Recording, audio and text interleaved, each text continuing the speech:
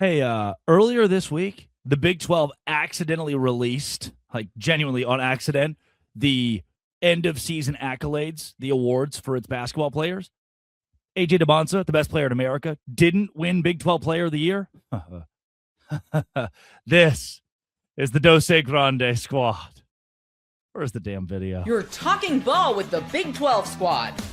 From Oklahoma State to Utah, from Kansas State to BYU, from Houston to Texas Tech, it's the local experts of the Locked On Podcast Network bringing you scoops, breakdowns, and the most comprehensive preview of the upcoming Big 12 weekend. Buckle up. It's the Big 12 squad, and we have a seat for you. No hurt feelings and thin skin allowed. Squad up. You're part of the Big 12 squad. Happy Thursday night, everybody. Welcome to the Big 12 squad. Oh, hey, that's me. I'm Drake Toll from Locked On Big 12. Thanks for making this show your first listen every single day. And if you're not, you're probably listening to that guy, Cody Stovall, Locked On Oklahoma State, or Parker Ainsworth, Locked On Cougars, talking all things Houston. Grab a beer or whatever you fancy. Grab a Coke. I don't care what you grab, but I am incensed. I cannot believe this. I cannot believe this is real. I hope it's not real. I'm going to preface the conversation with this. Number one, if you hit subscribe, we get to keep our jobs. Number two, thank you for making our shows your first listen every single day. And for our everydayers, use code MARCH at lockedoncougars.supercast.com, lockedonbig12.supercast.com, locked on Oklahoma. You get the point. And use that code MARCH for a free month of the Everydayer Club, ad-free Locked On shows for you. Preface. This isn't fake. The Big 12 actually posted a graphic with Player of the Year accolades accidentally on their website this week. By the time this drops on Thursday, they could have said, hand up, that's our fault. It was a template. We didn't actually want to give those players those awards. And I hope that's what happened because, gents, this is what that graphic looks like, and it is genuinely stunning. Jaden Bradley, Player of the Year in the Big 12. I'll give a little extra context here, by the way. This is a situation where I'm, again, dumbfounded, where the Big 12 was trying to post the Player of the Week awards, and accidentally the graphic they attached to it shows Player of the Year, Sixth Man, Scholar Athlete, Most Improved. But, Parker, how the hell would Jaden Bradley ever even be the Player of the Year in the Big 12? Like, if this is a real thing, we are in dangerous territory. Well, and it's interesting because, so look, full disclosure, I probably would have given it to JT Toppin, even though he didn't finish the last quarter of the season. I think, frankly, the slide of tech. Also, you know what? Cool. I'm not that mad about it. And like, I want to say it because I'm going to sound like someone who's bitter when I say this. He's not the third most valuable guy on his own team. I'm not sure how he's, and like, they're a really good basketball team. They got really good players, but I'd put Burries ahead of him. I'd put Pete ahead of him. I kind of like the Karchenkov guy, being really honest. He's a weird matchup. And look, man, if you've got multiple guys ahead of him and Coach of the Year and Sixth Man of the Year, I just don't see how that he's the veteran and he was available in every game, and I guess that counts for a lot. But ultimately, I just don't see it. On Twitter, someone mentioned that his shooting splits and numbers offensively look a lot like Jamal Shedd's did the year Jamal Shedd won Big 12 Player of the Year. Jamal Shedd was also a NABC and Naismith Defensive Player of the Year that year, like a National Player of the Year winner that year. On top of having the exact same offensive numbers, I just don't see this. And again, I'm not even trying to advocate for a Cougar. I'm not saying it needs to be Sharp or Flemings or somebody. I just don't see this one. Cody, I think the Big 12 did a stupid. Yeah, the Big 12's looking for more relevance. This definitely doesn't help. This reminds me of when we did the one true champion, and then we named two true champions. So we got 0 teams. That's what this reminds me of. I don't think Brett Yormark makes very many mistakes. I don't think that the Big 12 in general makes a lot of mistakes. But this is inexcusable. 13 points a game. That's what it takes. Can I give you a stat? To be the best player, 13.4 points a game. Can I add a stat to that? Yeah. He in his most recent game, and by Thursday, plenty of the Big 12 tournament has happened. We record these Monday night, so we're going into kind of overarching themes about the Big 12. There could be something really crazy happening. You're like, why are they talking about that crazy thing? Because it's Monday, but it's Thursday. Hi, and this is still relevant. Cody, here's the stat I'm going to give you to defend your point. Yeah. He played 36 minutes against Colorado in the last regular season game for Arizona. Did you know you and Jaden Bradley had the same number of points in that game? Cody, you didn't play. My hops off the couch game right now. Cody, you didn't play. You didn't play a single minute in that game, and you had the same number of points. Hey, that rumor checks out. Yeah, no, I think Parker accentuated it perfectly. It could have been JT Toppin. That makes sense. Could have been AJ Dybantsa. That makes sense. It could have been that PJ Haggerty dude from one of the worst teams in the conference. That would make more sense. And then you have Christian Anderson. There's so many other options that are clearly, visibly in the running for the best player in the conference. This has to be a typo, right? This has to be a BCS 0.0008% kind of ridiculous. Make it make sense, fellas. I don't get it. There's not a single statistical category where Jaden Bradley is that guy. Yeah, obviously, I don't know if folks have clicked on. If you're an NBA draft person, or No Ceilings group has actually combined. They have a Locked On No Ceilings NBA draft podcast. Good listen. And I know the NBA draft is not necessarily like the way to pick Big 12 Player of the Year. They've got 7 Big 12 players in the first round of the NBA draft in the latest mock draft. They've got 2 from Arizona. None of them are named Jaden Bradley. He'd be close, right? He should be close. I don't know. Please He'd welcome be close to like 5th place. Yeah, please welcome to the stage. He loves a good beer, long walks on the beach, and cleavage. The rock kind. He is a rockologist. Cameron Stewart of Locked On Baylor. Maybe even the Rock's cleavage. Hey-o. Atta babe. And from the top rope. Look, Cam, I like that when you zoomed out, I can now see FU behind Cody. And I know that's French University, but I like to read it as if it's FU. Yeah. Well, Falcons. Cam, if you had a top 3 pick in the NBA draft. Roman Anthony nuke job. That's the future of this sport. World Baseball Classic is on. Happy Monday night. I was literally that like puts a in the timestamp on backstage. the I was like, show, I really though, hope he fellas. doesn't bring me up during this Roman Anthony at bat.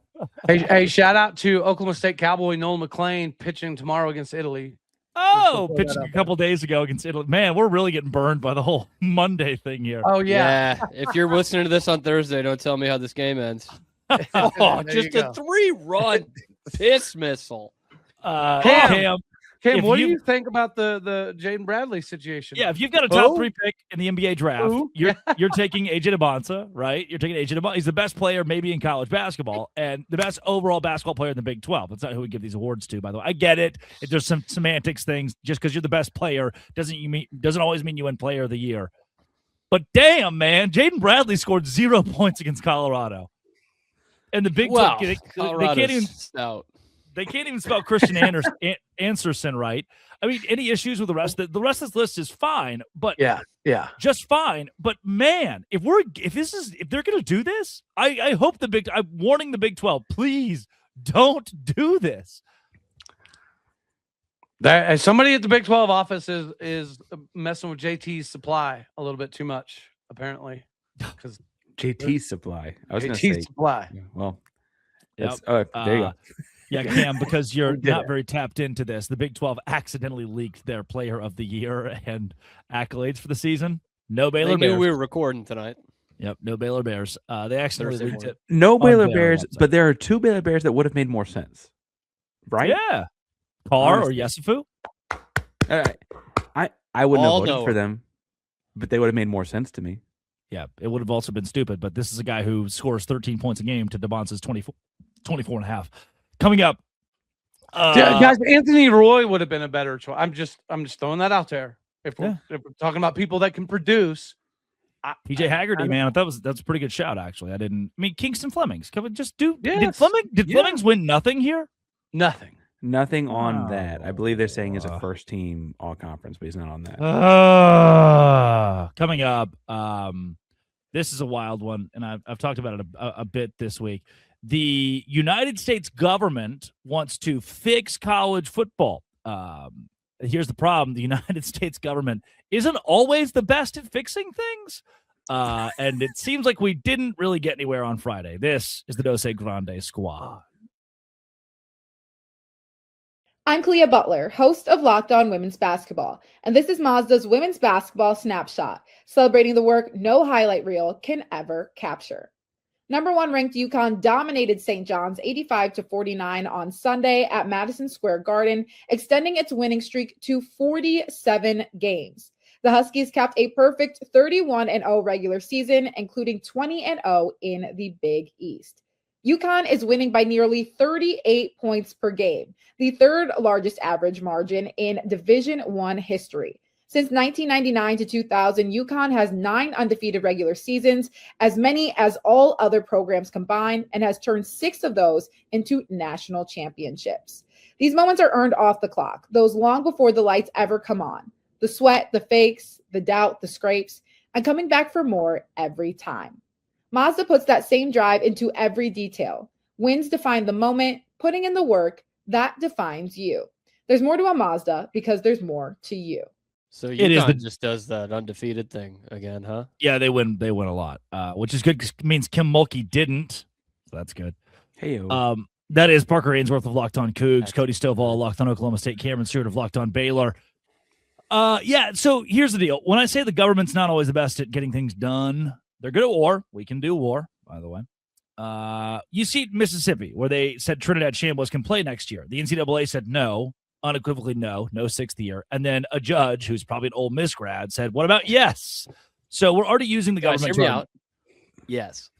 We're already using the government did yes to our advantage. Instead of no, we do yes. And so I'm sold. Friday, think about it. Nearly a week ago, nothing's happened in the week since. We all went to Washington, D.C. with Ross Dellinger and said, Mr. President, please save us. Tear down this wall. And you know what? Nothing really happened. Aside from the president saying he might move NIL to players making $25,000 a year, which back then was rich. 10 years ago, you were a rich college player if you were making $25,000 a year. I mean, dude, I don't know. You could be, if you're in Waco or Stillwater and you're just a student making $25K.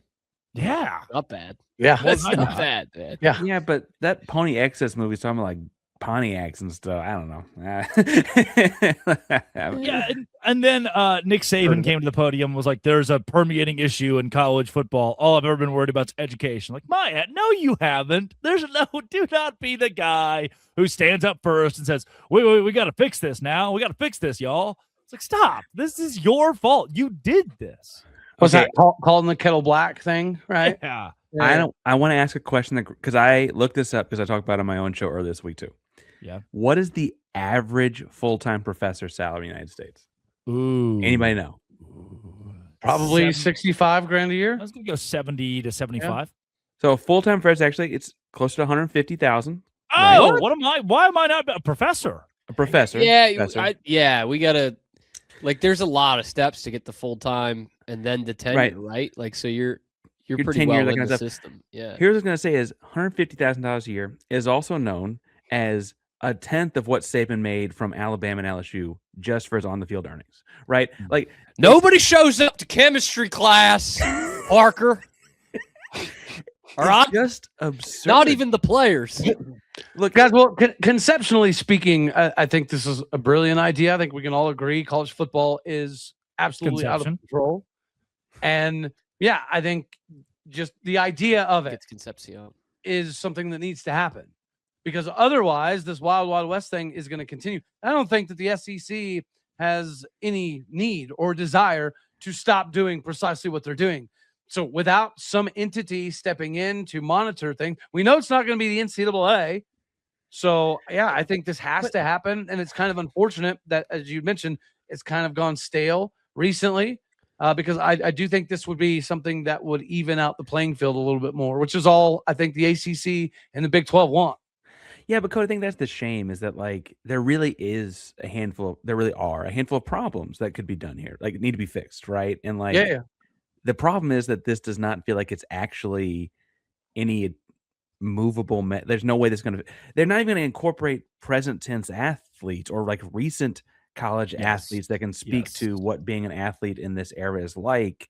I mean, Tim Tebow is an athlete, and sure, and I guess the basketball representative is Adam Silver with the NBA. Like I Nailed it. Tiger Woods there. Good I don't spot. understand what this is. I mean, I agree, Cody. There are actual problems and things that need to get fixed. I shouldn't like move past that. The shame is that there are actual problems, and this was a lot of lip service not doing it to me. Yeah. Yep. Yep. A lot of talk, no action is extremely disappointing. It's the same as the NCAA. I was just, can we call a spade a spade? Sure. Yeah, there you go.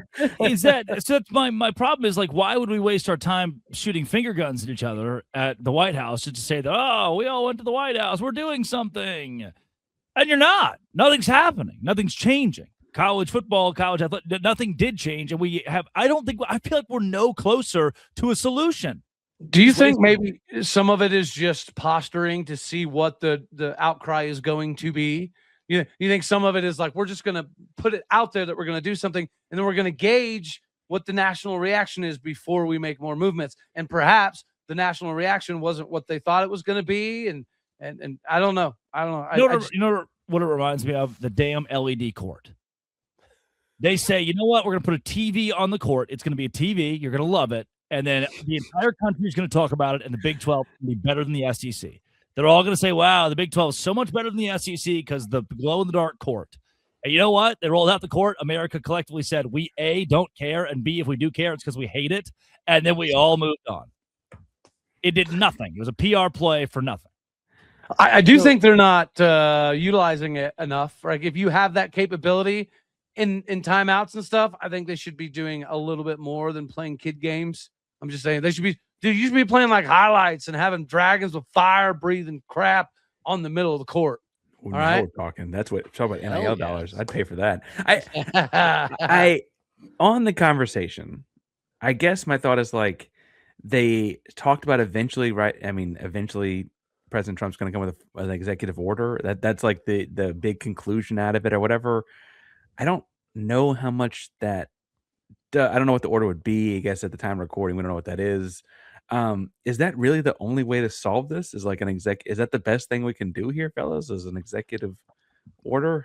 I don't think all parties are playing amicably. So yes, it might take something to that effect. And plus, these places get your order wrong all the time. What? There's just no accountability. Yeah. When we come back, I have talked 17 times on my show this week about West Virginia and why Auburn's getting more love than them in basketball. And I'm gonna do it again. Let me do it again with Mountaineer Paul, Dose Grande squad. Hey, today's show is brought to you by Robinhood. Yeah, buckle up. What if sports were traded like markets? Now you can put your sports IQ to the test, and you can put your sports IQ to the test in real time. Robinhood Prediction Markets. It's not you against the house. It's you participating in a live market. You can buy or sell positions live all game long. Use your sports knowledge in the moments that matter. Robinhood Prediction Markets changes the game. It's people moving the action, so when the momentum shifts, you can move with it. I always knew the game, but never knew it had a dynamic way to apply that knowledge. Now I can actually take part live in a market powered by people. You're no longer just a spectator, play-by-play. You decide. Trade every play with Robinhood, now available across the U.S. Download the Robinhood app now to begin. Futures and cleared swaps trading involves significant risk and is not appropriate for everyone. Event contracts are offered by Robinhood Derivatives LLC, a registered futures commission merchant and swap firm. Robinhood. Today's show is also brought to you by Coast. Coast is a brand new sponsor of Locked On Big 12 and our shows, and they're giving Locked On College listeners up to $2,000 credit for your business when you get started today. If you message a crew, construction, HVAC, manage a crew, I should say, construction, HVAC, landscaping, any operation with trucks on the road, you already know how messy gas and material spending can get. Cards get shared, receipts disappear. Month end turns into a headache. Coast Pay fixes all of it. Coast Pay is a modern fuel card and expense management tool built specifically for fleets. Every transaction shows up at the moment it happens. No surprises. Real-time alerts, automatic receipt capture, works anywhere Visa is accepted. Right now, Coast Pay is offering our listeners up to $2,000 credit when you get started at coastpay.com/lockedoncollege. Go to coastpay.com/lockedoncollege to see how you can earn up to $2,000 credit. Terms apply at Coast. And finally, today's show is brought to you by 5 Hour Energy. Strawberry Banana, bum, ba-da-bum, was the #1 overall pick in the 2026 5-hour energy draft. Great Toll selects strawberry banana. It's the best. Not too acidic. The beauty of banana, little strawberry in there. What I like about it is that it's not too acidic. It would hurt my tummy if it was. 5-hour energy shots give you a boost with 0 sugar. They have a lot of upcoming flavor innovations planned as well. I'm hopeful that we will see the Rocket Pop flavor. Fingers crossed. 5-hour energy. Find your favorite shots at 5hourenergy.com or Amazon. 5hourenergy.com or Amazon today. We have added Mountaineer Paul into the fold. Paul, look, man, again, we record this Monday night. It releases on Thursday, so we're going to miss a couple games in here. So I don't care. I don't care if West Virginia won every game in the Big 12 tournament or lost every game. Can someone explain to me, what are we all putting our hoods on here? Can somebody explain to me, boys in the please, Yeah. Paul, how Auburn is going to get into the NCAA tournament and somehow West Virginia can't even get mentioned in the same vein as these tournament teams? How is this still happening even after West Virginia beat a tournament team, UCF? I am cornhole. It's ridiculous, man. Like, if you want to make the argument that West Virginia is not a tournament team, that's one thing. But if you're trying to force me Indiana and Auburn, you miss me with that. Indiana's lost 4 straight games at the end of the season. I've already went off yesterday on my show about DeVries and that whole situation. And obviously, if we could play them in the NIT or the Crown, that would be content creation heaven for me. I can only pray for that if we do go that direction. Obviously, rather be in the tournament. Listen, it's just at the end of the day, we're at a point where first in football, now in basketball, the SEC is just controls the narrative to the point to where a team like Auburn is looked upon as more favorably as a West Virginia because the SEC is a stronger league somehow. It's frustrating, man. It really is. Like, I would love to play them head up, but I mean, it's not going to really happen. West Virginia, I think, unfortunately, lost to too many bad teams and put themselves in this position. But I do think that we are a team that could beat a couple teams in March as well at the same time. So, yeah, it's frustrating as hell. Obviously, we've got work to do. And the biggest thing that sucks is we have to play Houston if we do win that game. So, as much as I would love to beat Houston, that would obviously be a tough thing. Paul, Listen, hold on. As the expert here, the only team in this conversation that beat both Auburn and West Virginia is the Cowboys. So that we did that. In the playoffs. We did that. I guess, Paul, I want to ask because I am firmly against stretching tournament out to more teams. Right? I don't think we need more than 68.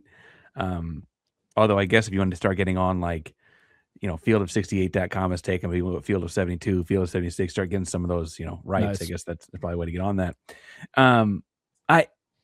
Is there a different solution here besides is the only option here West Virginia and Auburn, or West Virginia and Indiana? Because look, I understand Houston's in a different spot, but I could get talked into adding a second A10 team because St. Louis and VCU are both, tied for lead in that league. And only one of those teams is going to get to go. Right. I get talked into that in a different kind of way than if we're going to take some bottom of the barrel Auburn team. That doesn't seem right to me. Yeah. I mean, you look at where West Virginia finished in the conference, we finished 7th, right? So I think, just strictly from a West Virginia perspective, if you value the Big 12 as a conference and then West Virginia finished 7th in that conference, that seems like a pretty good starting point. Now, you can get into the metrics, and it does get worse at times, but what did you want to say, Drake? So for me, I'd like to know. It's that time of year, fellas. God. Would you guys I would put Miami of Ohio in over West Virginia. Yeah. Yes. And I think that's kind of where you're going with this is there are some teams in the mid-major level I want to see what they do in March Madness. Now, I would not put a 500 SEC team over West Virginia. Again, someone explain to me how the number 5 overall team in the Big 12 is a 2 seed, Iowa State. The number 5 overall team's a 2 seed. The number 10 overall team, BYU, they're a 6 seed, maybe a 7 seed. West Virginia, the 7th ranked team in the Big 12, not even on the bubble. What? You can't do that. It doesn't make any sense. That's like the same people making the Jaden Bradley decision. Well, And the thing about this, Cincinnati is rated a little bit further ahead of West Virginia. We beat them twice. UCF is rated ahead of West Virginia. They're in the tournament. We beat them twice. So I think sometimes people just forget stuff. Yeah. Like, I think they were like, hey, we really screwed over Darian DeVries last year. Like, remember that? We should throw him a bone. And it's like, we did. oh, get no, screwed we bad. actually screwed over West Virginia. Well, it's kind of late now. Do you guys think that there is a bias at West Stuff like Virginia that that. other teams don't get, or some teams don't get? Like, I mean, I'm starting to I've feel always that way. felt that way. Like, and people will say you're crazy for it, but I truly do believe there is just a little bit extra bias towards West Virginia for some reason. I don't know what reason it is. I don't know if it's because Pat McAfee's in the media now, or like there has to be a reason, and I can't figure out what. Has it always existed this way?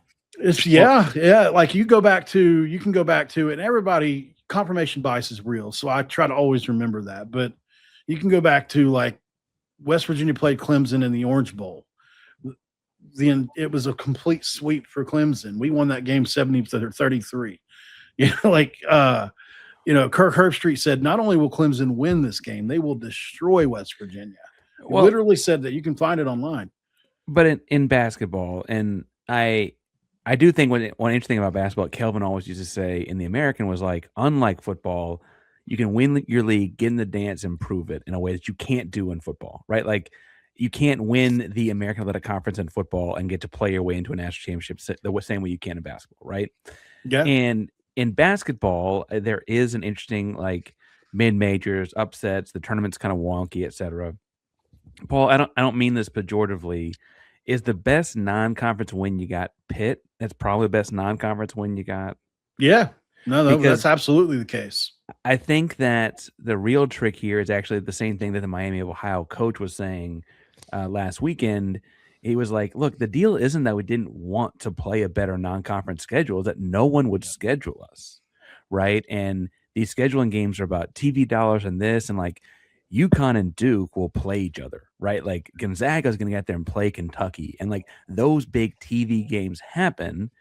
I kind of feel like, Paul, you're in a spot where West Virginia can't get those games, and you get stuck playing Lafayette. Wake Forest is a power conference game for you. Like we had like our those, shots. Like we lost. We lost to Ohio State in double overtime by 1 point. We lost to Clemson. We were up 14 with 6 minutes to go and lost that game. The context is that we lost we had a 7-man lineup. That's what we run. 2 of those starters didn't play for the first 8-ish games. So we lost those 2 games. So I do think that's context that the committee's probably not going to see, but I'm just saying, I do think that we were the better team in each of those games, but unfortunately we were shorthanded. As college basketball, it happens. And like most other teams, we had to flip an entire roster. And also the one thing that we have that nobody has is a 4th coach in 4 consecutive years. So the fact that we're even at the spot that we're at, I think speaks to the power of, what Rimbecker has tried to do here and put us in a position in spite of these horrible circumstances to continuously be in the conversation. A second West Virginia question, though, because you mentioned the 4th coach, and I guess we can mention his name without getting fired. Oh, stop. Don't say it. He who shall not be named that used to coach there, I think did have a lot of respect as far as how he coached nationally, right? Yeah. Guys, I plead the 5th. We're just circling the wagons. The reason Auburn is going to be above West Virginia is because of Tahid Pettiford. When you have a potential NBA lottery pick, that draws eyeballs. That buys tickets. You have seen that, Cody.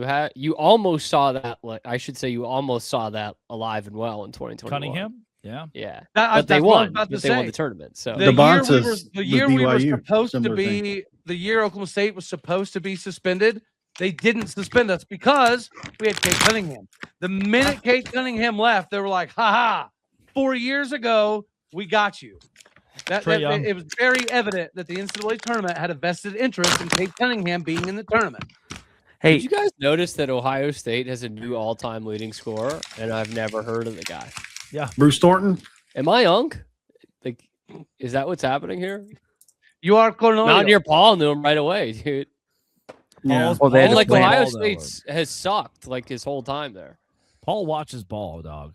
That's the difference. Pretty much all I do. Ball's a ball knower, dude. Ball's a ball knower. I like okay. skills too.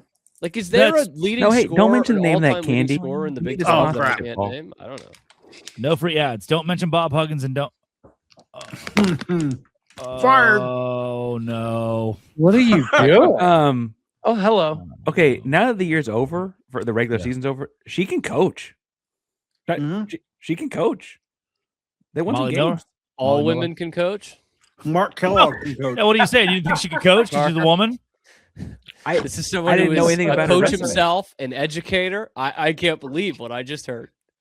They won games. Cam's behind women coaching. Good job, Singling Cam. out just one. I think we should have more women's coaching. She's the first ever women's basketball coach to be a woman. Oh, this is great. Somehow she won, man. She Danica All Patrick. ESPN talks about is Gino. Gino so, Auriemma should be the next West Virginia men's basketball coach. Because That's of what men. ESPN would do. Our women's coach, I actually did a show on, should we consider Mark Kellogg, who just won the Big 12 title yesterday? Wasn't received well. Really? Notice I'm going with the women's coach that's actually a man, of course. Just like Really let's stick be it to him. Yeah. That's Cameron Stewart, Parker Ainsworth, Mountaineer Paul, Cody Stovall. This has been always locked on the Dose Grande Squad. Is that?